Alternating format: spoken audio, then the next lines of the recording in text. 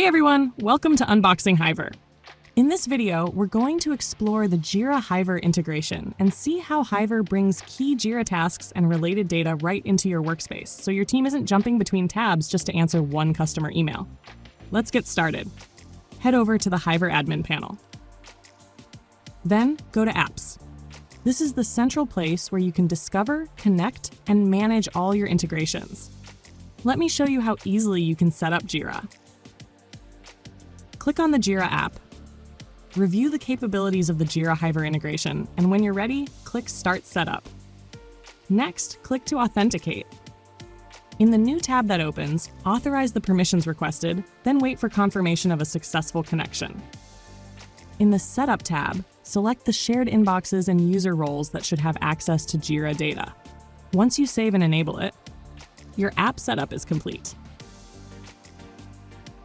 This is how Jira can be connected to Hiver with a simple, guided, one-click authentication flow.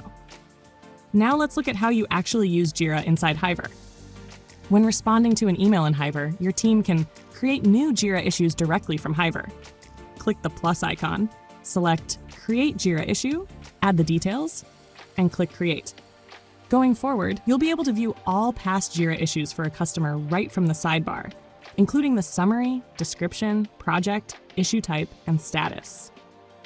You can also link existing Jira issues related to the customer or conversation by selecting the link icon, pasting the Jira card link in Object ID Link, checking the preview, and clicking Link. Use deep links to open Jira issues in a new tab whenever you need a deeper view.